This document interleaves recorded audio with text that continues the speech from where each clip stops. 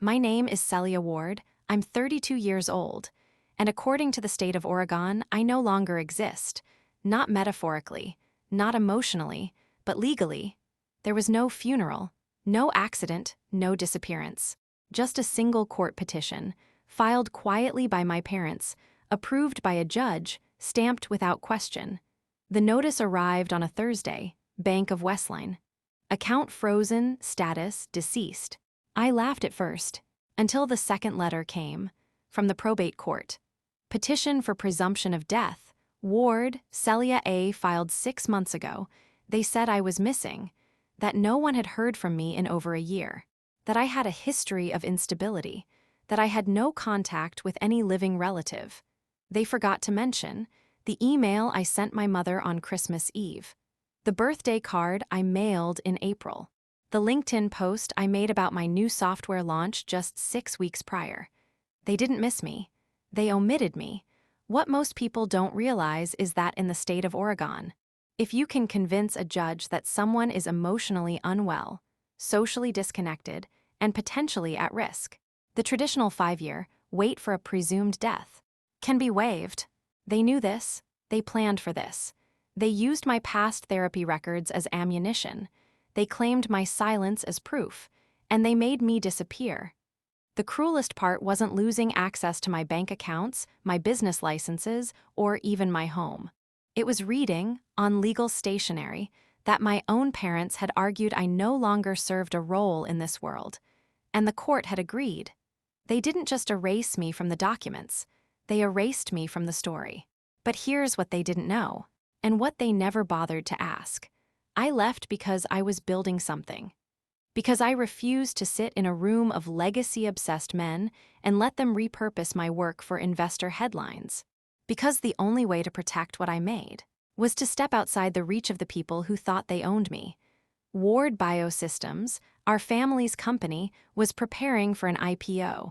Projected value, $180 million, and my 22% stake, too unpredictable, too inconvenient, too alive, so they filed me under dead. Problem solved, except not quite, because 3 years ago, I designed the Cornet layer, a biometric encryption system for our genomic pipeline. It stored anonymized patient DNA, predictive diagnostics, and proprietary analytics. It was the heart of the company, and no one but me had access to its source key. I coded it alone, in a cold lab office at 2 a.m. and embedded a kill switch only I knew existed. Because I didn't trust anyone, not even the ones who shared my last name, and neither did my grandfather. Graham Ward was a man of few words, but he never missed a line of code. The last time we spoke, he handed me a small black envelope. No stamp, no name, just one note, Vault 42, when they forget who you are. Inside was a key, brass, unlabeled, and I thought how poetic, how typical. A relic from a man who trusted riddles more than lawyers. I tucked it away, forgot about it, until the day my name disappeared. That's when I remembered his hands, trembling but certain, his voice, low but clear, and that look in his eyes like he knew this moment would come. They thought they deleted me, that I'd walk away, stay quiet, mourn the betrayal like a family secret buried in the basement. But what they forgot was that I had buried something too. In every line of backend code, in every archived access log, in every authorization protocol, they now needed to run their empire. My name was there, not visible, but woven in, because I didn't just help build the system. I wrote the lock, and only I could turn the key. They erased me from paper, but they forgot I was never just written in ink, I was written in code. The room smelled like citrus, the kind they pipe into high-end law firms, to make you forget how cold power really feels. I walked in alone, no assistant, no family, no press, just me, just the ghost they erased. Now standing at the end of a 12-seat table, across from me, my parents, and Nathaniel. My mother wore her favorite navy dress, pearls resting on her collarbones like declarations of class. She didn't meet my eyes. She looked straight ahead, hands folded neatly over a leather-bound agenda. My father, stern, unbothered, checked his watch like he had somewhere more important to be, which he didn't, because this was the meeting they never expected to happen. And Nathaniel, the golden son, the CEO in training, the one who now sat in the seat I helped build, he was scrolling his phone, thumb flicking without thought, like we were early for brunch. They didn't stand, didn't speak. They weren't surprised to see me. Because they had already prepared their script, what they weren't prepared for was mine. The mediator entered, Ms. Cresswell. Neutral voice, neutral posture. Wearing that polite exhaustion only people who deal with rich families can master. This is a final attempt at private resolution, she said, before litigation becomes inevitable. Their attorney, sharp suit, engineered jawline, spoke first. His tone was smooth, practiced, like butter laid over a blade. Our clients acknowledge the misunderstanding, he said. Celia's absence was, unfortunately, interpreted as abandonment, a presumed mental health crisis. The family acted in her best interest, based on legal guidance. Best interest. That phrase again, the corporate version of "we buried you nicely." He slid a folder across the table, like it held napkin sketches, not my death certificate. Per the amended documents, he continued, the controlling shares of Ward Biosystems are now under Mr. Nathaniel Ward. As a gesture of goodwill, Miss Celia Ward is offered a settlement of $500,000. A pause, a practiced nod, as if $500,000 could buy silence from someone who built the lock to their entire fortune. My mother placed a hand on her heart, a small, graceful touch meant to soften the moment. I didn't blink. I didn't come here to react. I came here to remind them what they forgot. Mr. Devon Stroud, my attorney, sat to my right, quiet man, never overcompensated, spoke with a gentleness so steady. It made arrogant people nervous. He opened the black envelope I'd carried in my bag, the one from my grandfather. Inside, a flash drive and a notarized letter. If I may, Devon said softly, I'd like to introduce Exhibit A. He plugged in the drive. The conference screen lit up.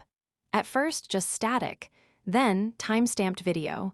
5 weeks before Graham Ward's death, he was seated in his study. Breath shallow, skin pale, but his voice clear. If you're watching this, he said, they've tried to erase her. But Celia was always the architect of the cornet encryption, of the future. She holds the keys because she wrote the lock. Then he held something up to the camera, the brass key, the one in my hand now. Vault 42, he whispered, the rest is there. Silence. My father leaned back. My mother's expression flickered just for a moment before she reset it. And Nathaniel, he laughed. A video? He scoffed. This is desperation. Come on. You expect us to throw away legal structure over a sentimental clip. Devon didn't argue. He simply reached into his briefcase and laid out a second folder. Inside, server logs, system access maps, a detailed digital ledger of biometric authorizations, all time-stamped, all verified.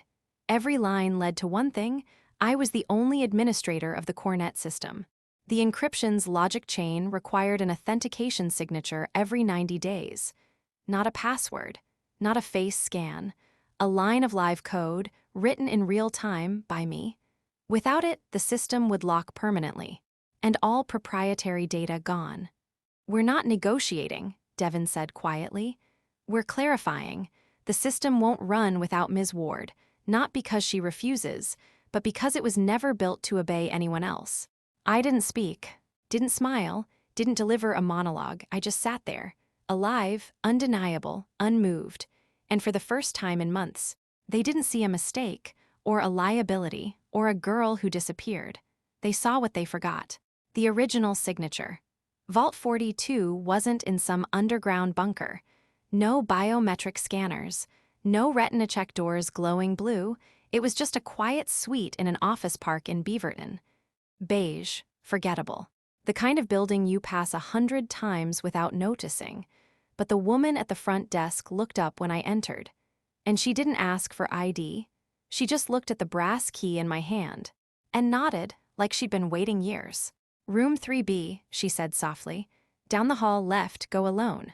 The corridor was silent, carpeted in that muted gray that swallows footsteps, each door identical except one. 3B, I slid the key into the lock. It didn't click, it sighed, like something had been exhaling behind steel all this time. Inside, a single table, a chair, a soft lamp, and a heavy black box placed at the center like an altar. No alarms, no drama. Just the kind of quiet that makes metal whisper. I opened it. Inside, a sealed manila folder, a slim USB drive, and one leather-bound notebook aged at the corners. The same kind my grandfather used to keep beside his tea.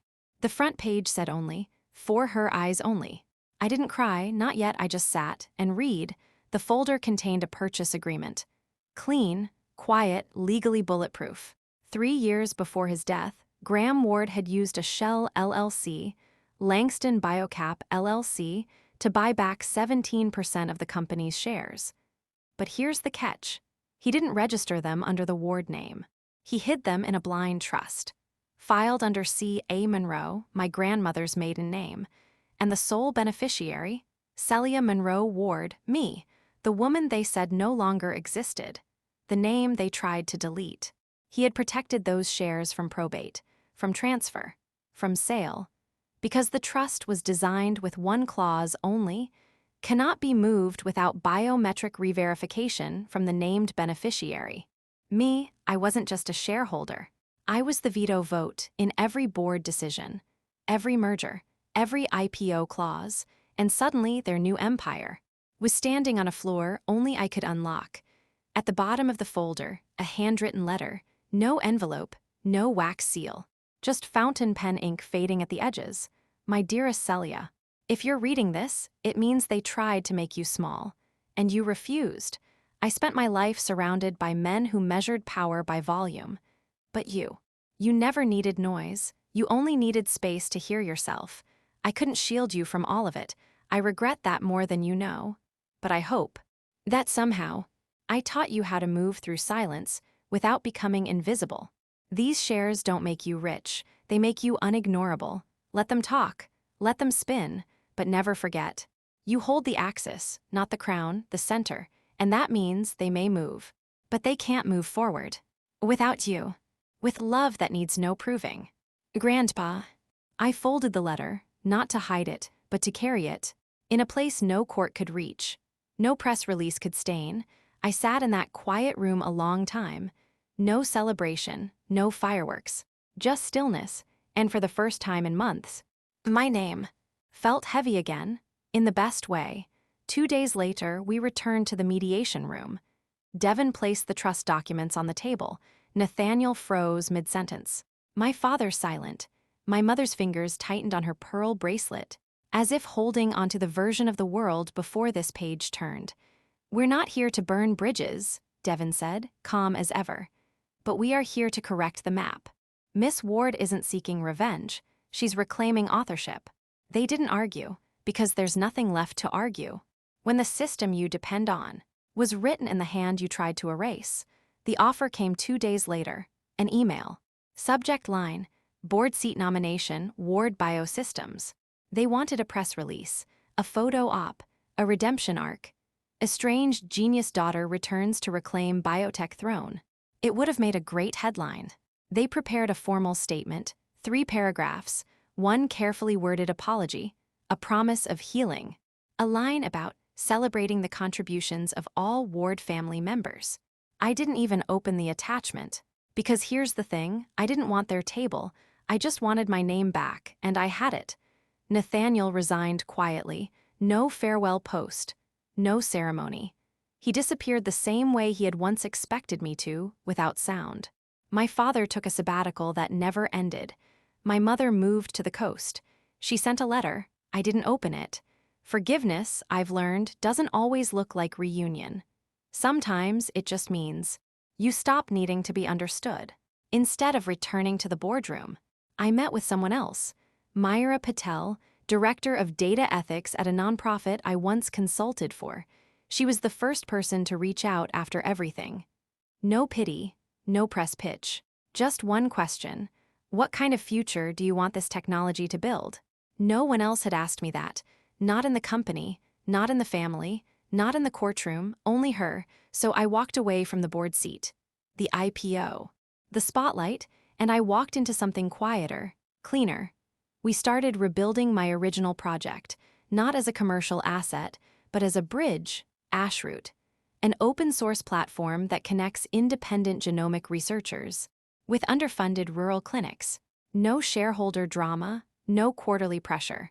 No one profiting off silence, just clean code and clean intention. The media had their feast. Deleted heiress reclaims legacy. The woman who held the kill switch. I didn't read the articles, didn't respond to interview requests, didn't go on any podcasts, because silence, when it's yours, is sacred, and for the first time in years, mine belonged to me again. Ashroot launched 3 weeks later. 3 clinics onboarded in the first month.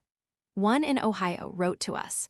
They'd used our genetic screening tool to identify a rare enzyme disorder in a 6-year-old girl. You probably saved her life, the doctor wrote, and her family will never know your name. I smiled, because that was the point. There's a park near the water. I go there in the mornings. There's a bench beneath a Japanese maple. Red leaves that don't shout. Just glow. I bring coffee. Sometimes my laptop. Sometimes just the notebook Grandpa left me. I've started writing in the margins, not for anyone to read, just to answer him, to keep the conversation going. He wrote, "You hold the axis." I used to think that meant control, command, influence. Now I know. It means balance. The invisible still point, everything else turns around. They tried to put my name in the ground, and in doing so, they taught me how to plant it. Not for fame, not for legacy, just for something that could grow. I used to think being seen required noise, that if you didn't speak the loudest, someone else would write your part. That if you didn't fight for your place at the table, you'd vanish from the room entirely.